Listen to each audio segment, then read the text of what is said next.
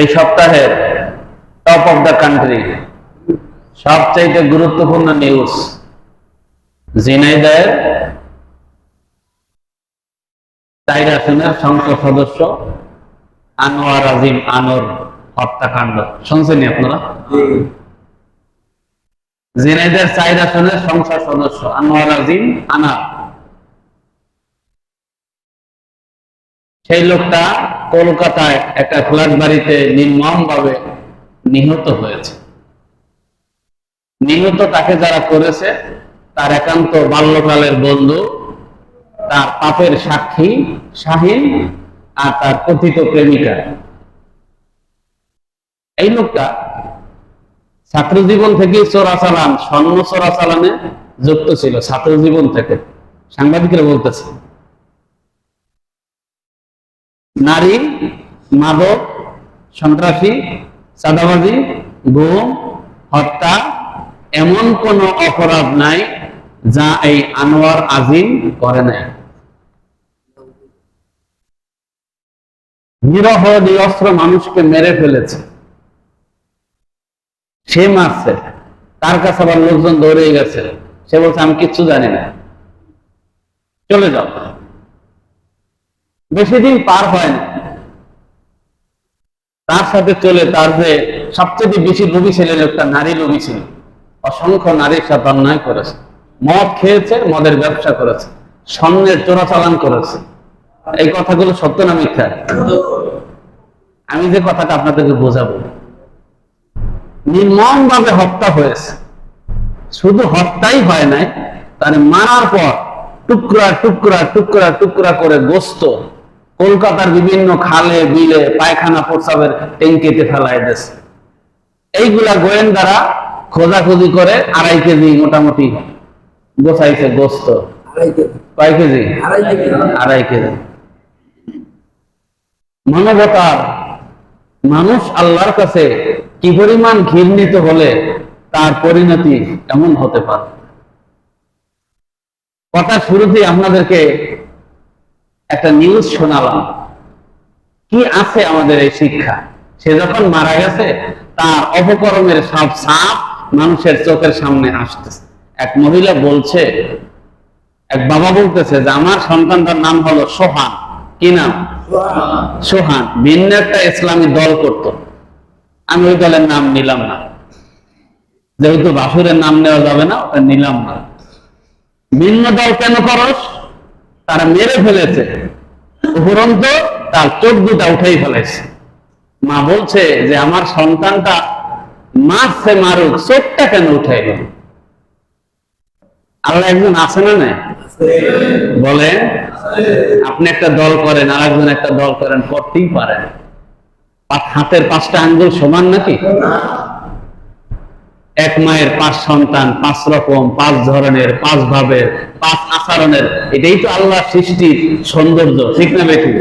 আমরা কেউ কি কারো মনের সাথে মিল আছে? বলেন যে আছে? আপনার চাহিদা, আপনার আচরণ, আমার কথা, আমার চাহিদা, কিছু থেকে মিল আছে? থাকার কথাও না। এটা আল্লাহ পাকের সুন্নাহ, এটা আল্লাহর সৌন্দর্য। এমপি সাহেব মারা গেলেন, আমি ব্যক্তিগতভাবে ইন্না লিল্লাহ বলতে পারলাম না, আর বদদুয়াও করতে পারলাম না, নীরব থাকলাম। আল্লাহ কি বুঝাইতে চাইলেন? দেখেন কি বলতেছেন আল্লাহ। আল্লাহ বলতেছেন, আল্লাহু ইস্তাহজিউ বিহিম ওয়া ইয়ামুদ্দুহুম ফি তুগয়ানিহিম ইয়ামাহুন। তারা আমার সাথে তামাশা করে, এই কথা তারা বলে। আসলে আমি তাদের সাথে তামাশা করি আর তাদেরকে কিছুদিনের জন্য দুনিয়াতে অবকাশ দেই, যাতে করে তারা অপরাধটা বেশি পরিমাণে করতে পারে। আমি তাদেরকে সুযোগ দিয়ে দেই, দেখি তুই কতদূর যাস। অমাকারু অমাকার আল্লাহ আল্লাহু খায়রুল মাকিরিন। তারা ষড়যন্ত্র করে, করার মতো তারা ষড়যন্ত্র করে, আমি আল্লাহ কৌশল করি। আপনার মতো আমার মতো এরকম সাধারণ মানুষ যে 5 বার পায়খানা গেলে তার হসপিটালের বিছানায় শুয়ানো লাগে, এরকম মানুষের সাথে তো আকাশের মালিক ষড়যন্ত্র করতে পারেন না। তিনি বলেন দুনিয়ার মানুষ ষড়যন্ত্র করে আর আমি আল্লাহ কৌশল করি। আমি আল্লাহ কি করি? কৌশল করি। আমরা হলো আল্লাহর বানানো ঘুটি। ঘুটি জানেন না? ঘুড়িরে যখন মানে ছাড়ে তখন এরকম এরকম করে, দেখছেন তো? এ বলে যে আমার আর তুমি ধরতে পারতা না, পারতা না, পারতা না। মালিকের ছাড়ে ছাড়ে, যখন টান দেয় তখনও বলে যে না পারবা না, পারবা না, বলে কিনা? মালিক দেখতে দিয়েছি তোরে টান, আয় আয়, সন্ধ্যা হওয়ার আগে তোরে নামাবো, তারপরে মাগরিবের নামাজ পড়বো, ঠিক না ভাই? ঠিক। ঘুড়ি তোমার আমার কাছে আসতেই হবে। আল্লাহ বলেন আমি মানুষকে সময় দেই, মানুষ ষড়যন্ত্র করে, আমি আল্লাহ কৌশল করি। ইন্নাহুম ইয়াকিদুনা কাইদা, তারা ভীষণ রকমের ষড়যন্ত্র করে, ওয়াকিদু কাইদা, আর আমিও ভীষণ রকমের করার মতো কৌশল করি। ফামাহিলুল কাফিরিনা আমহিলহুম রুয়াইদা, আমি তাদেরকে অবকাশ দেই দুনিয়াতে। একজন সংসদ সদস্য, হাজার লক্ষ টাকার মালিক, সে আল্লাহ তাকে সর্বোচ্চ পদে নিয়েছে, কেন এই মানুষটা নিরস্ত্র মানুষের উপর নির্যাতন কেন করতে গেল? একদিন, 2 দিন, 3 দিন, 5 দিন, 10 দিন আল্লাহ তারা সুযোগ দিয়েছে, দেখি আনোয়ার আজিম ফিরে আসে কিনা, ঠিক না বেঠি? দেখি আনোয়ার আজিম ফিরে আসে কিনা, এই জালেমটা দেখি ঠিক হয় কিনা। ফিরে আসে না।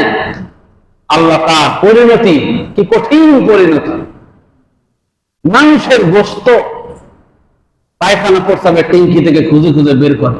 আপনি চিন্তা করছেন, একজন এমপি, একজন সংসদ সদস্য, একজন সম্মানিত ব্যক্তি, ওয়ালা তাহসাবান্নাল্লাহা গাফিলান আম্মা ইয়ামালুজ জালিমুন, হে নবী আপনি ভাববেন না জালেমদের ব্যাপারে আমি আল্লাহ গাফেল আছি। আমার কাছে সব খবর আছে, আমি সব খবর রাখি, কোন জালেমের ব্যাপারে আমি গাফেল নই। ইন্নামা ইউআখিরুহুম লিয়াউমিন তাশখাসু ফীহিল আবসার, আমি অবকাশ দেই ওই দিন পর্যন্ত। কোন দিন? আমাকে খেয়াল করেন, আমি অবকাশ দেই ওই দিন পর্যন্ত। কোন দিন? যেদিন মানুষের চক্ষু স্থির হবে, পলক পড়বে না। কি পড়বে না? পলক পড়বে না, চোখ স্থির হয়ে যাবে, মনে হয় যে পাথর লাগানো হয়েছে, মানুষ তাকায় থাকবে। আর কি হবে? মুকনিঈ রুউসিহিম লা ইয়ারতাদু ইলাইহিম তারফুহুম ওয়া আফিদাতুহুম হাওয়া, মানুষ বিতহব্বল, মানুষ ভয়ে হতাশ হয়ে আকাশের দিকে তাকাবে আর ছুটাছুটি করবে, একটা বারের জন্য নিজের দিকে তাকাবার সুযোগ পাবে না। আমি উলঙ্গ, হাসরের ময়দানে আমার তো পোশাক নাই, সে নিজের দিকে একটা বার তাকাতে পারবে না, আর সে হতাশ হয়ে যাবে। আপনি যদি হসপিটালে যান, আপনার বাবার 5 ব্যাগ রক্ত লাগবে, 1 ব্যাগ রক্তের ব্যবস্থা হয়েছে, আর 4 ব্যাগ কোথাও পাচ্ছেন না, তখন হতাশা আছে না নাই?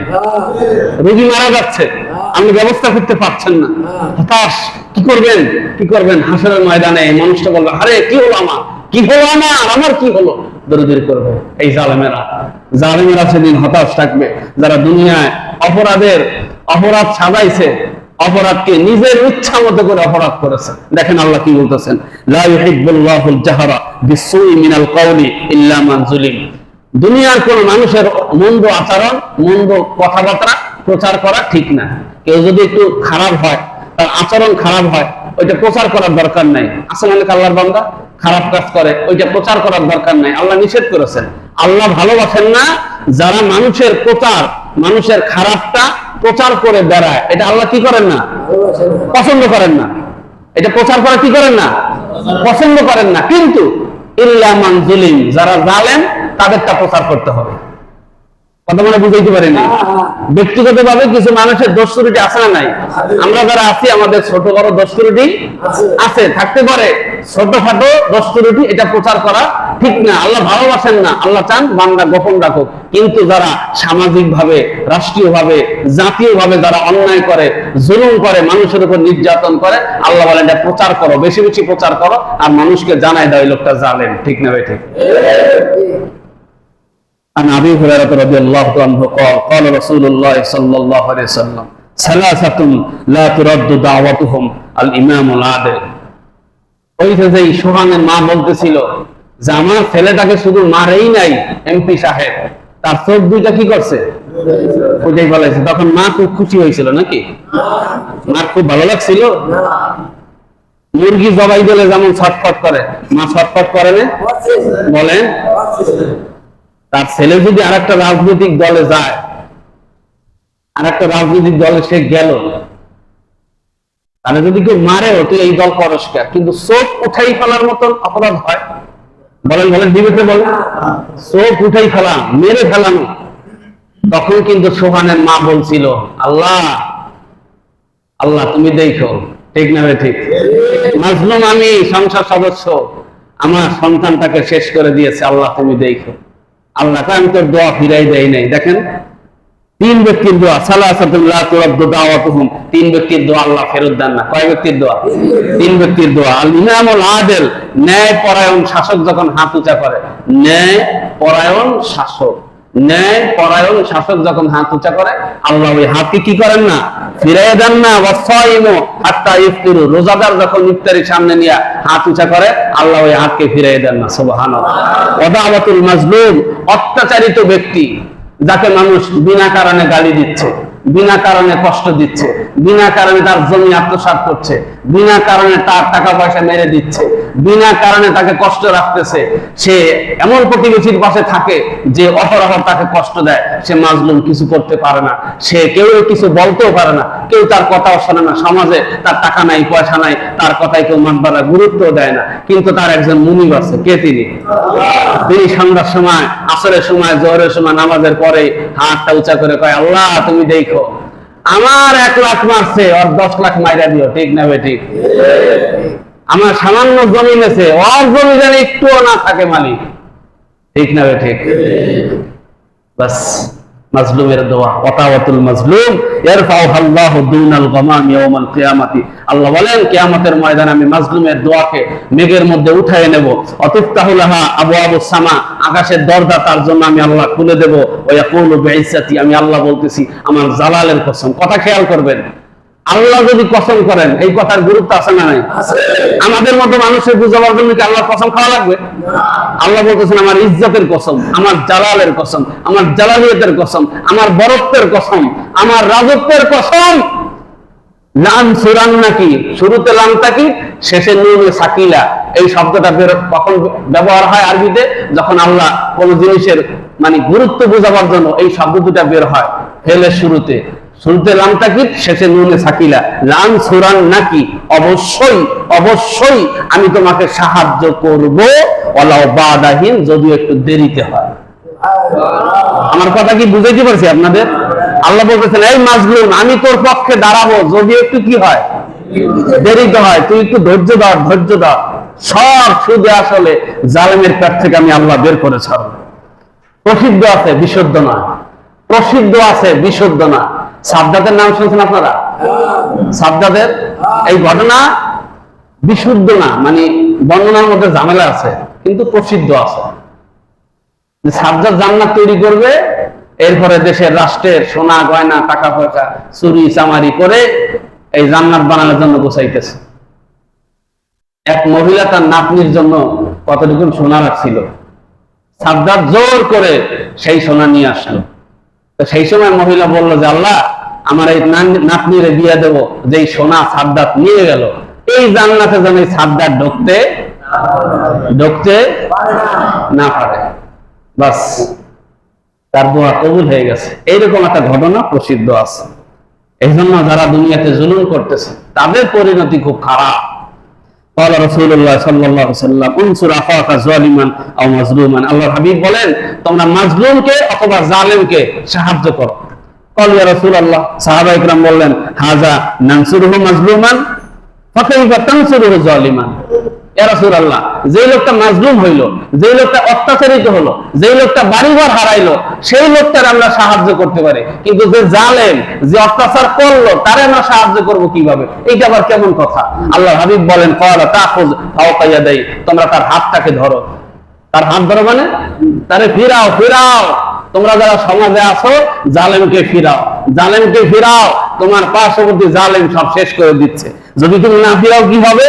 তুমি চিন্তা করবা ও জুলুম করতেছে, আমি তো করতেছি না, আমি আমার ইবাদত চালাই যাই। না না না, ইন্নান নাস ইযা রাআ যালিমা ফালাম ইয়াখুযু আলা ইয়াদাইহি আওশাকা আন ইয়াউম্মাহুল্লাহু বিকাবিন মিনহু। আল্লাহ বলেন যখন কেউ কোন, আল্লাহ হাবিব বলেন কেউ কোন জালেমকে দেখবে অত্যাচার করতেছে, জুলুম করতেছে, তখন পাশের লোক যদি তারা না ফিরায়, আল্লাহ বলেন এই সব লোকগুলোর উপর আমি অচিরে বিপদ দেব, সবাইরই বিপদ দেব। তোমরা কেন জালেমকে ফিরাও না? তারে কেন তোমরা প্রতিবাদ করো না যে এটা অন্যায়, এটা তুমি করো না? একটা সমাজে আমরা বসবাস করি, এত বড় অন্যায় তুমি করতে পারো না। ঠিক না বেঠিক? কোরআনে আল্লাহ বলেন আত্তাকু ফিতনাতাল লা তুসিবান্নাল্লাযিনা যালামু মিনকুম খাসসা। জমিনে যারা জুলুম করে বিপদ যখন আসবে আল্লাহর পক্ষ থেকে, তখন জালেমদের উপরে শুধু আসবে না, যারা ওইটাকে নীরবে সহ্য করবে তাদের উপর আসবে। ঠিক না ভাই? ঠিক। বৃষ্টি যখন আসে, আল্লাহ যখন বৃষ্টি দেয়, হুজুর, মাওলানা, হাফেজ সাহেব, কারি সাহেব, মাতবার সাহেব সব ঘরে আসে না দুই এক ঘরে আসে? বলেন। এই জন্য সবার ঘরের টিন বা ছাদ ঠিক করার দরকার আছে না নাই? সবার ঘরে আসবে বিপদ, যখন আসবে তাও সবার ঘরে আসবে। কার কারণে বিপদ হয়েছে? জালেমের কারণে। কার কারণে? জালেমের কারণে। পর্বে কাদের উপরে? সবার উপরে। পর্বে কাদের উপরে? সবার উপরে। এই জন্য কেউ যদি জুলুম করে, তাকে মুখ দিয়া হোক, হাত দিয়া হোক, যেভাবে হোক 10 জনে বসে তাকে বলতে হবে এটা তুমি করতে পারো না, তোমার কারণে আমরা বিপদে পড়তে পারি না। অসাইয়ালামুল্লাযীনা যালামু আইয়া মুনকালাবি ইয়ানকালিবুন। অচিরেই জালেমরা জানবে তাদের গন্তব্য কোথায়। গন্তব্য কোথায় অচিরেই জানবে। অচিরে কবে? অচিরে কবে? ইক্তারাবা লিন-নাসি হিসাবুহুম। হিসাবের দিনটা বড় কাছে, বড় কাছে। অহুম ফি গাফলাতিন মুরিদুন। কিন্তু মানুষ বড় গাফেল হয়ে আছে হিসাবের দিন সম্পর্কে। আমরা মনে করি আজ থেকে 50,000 বছর পরে যদি কিয়ামত হয়, অনেক দেরি, আমি মরবো, তারপরে নাতি মুৎকার মরবে, আর কয় প্রজন্ম যাবে, অত চিন্তা করে লাভ নেই। আল্লাহ বলেন না, আল্লাহর হাবিব বলেন তুমি যখন কবরে শোবা, কবরে শোয়ার সাথে সাথেই তোমার কিয়ামত শুরু হয়ে যাবে। ঠিক না বেটি? তোমাকে 3টা প্রশ্ন করা হবে, জবাব দিতে পারলে তোমাকে জান্নাতের বিছানা বিছাই দেওয়া হবে, জবাব দিতে না পারো তখনই শালটিং শুরু হবে। কি শুরু হবে? শালটিং রিমান্ড শুরু হবে, কবরে শুরু হবে, একদম হাসরের ময়দান পর্যন্ত, কিয়ামত না হওয়া পর্যন্ত তোমাকে আযাবে গ্রেফতার হতে হবে। এই জন্য আল্লাহর হাবিব বলেন, কেউ যদি সাগরে পড়ে, পৃথিবীর সবচেয়ে বড় সাগরের নাম কি? প্রশান্ত মহাসাগর।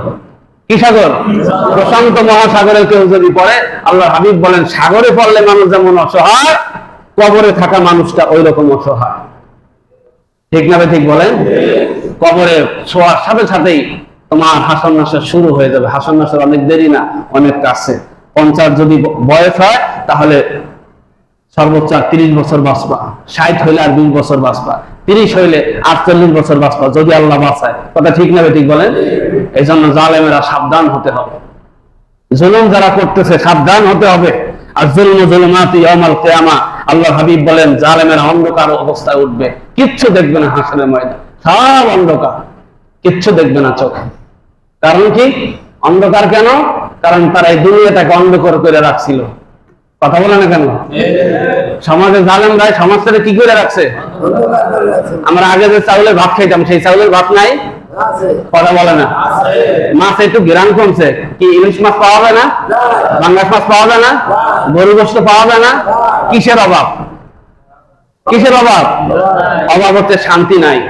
কিসের শান্তি নাই? জালেমেরা সমাজটাকে দূষিত করে ফেলেছে। কথা বলেন। ইনসাফ নাই, বিচার নাই, মানুষ মানুষের দ্বারা অত্যাচারিত হচ্ছে, মানুষ মানুষের কাছে ন্যায্য সম্মান পাইতেছে না, যে সম্মানই সে পালাই পালাই চলতেছে। এই কারণে সমাজের ব্যালেন্স নষ্ট হয়েছে। সমাজে কি কোনো কিছুর অভাব আছে? আপনারা বলেন, কিচ্ছুর অভাব আছে? নাই। অভাব আছে মানুষের মনের একটা শান্তি।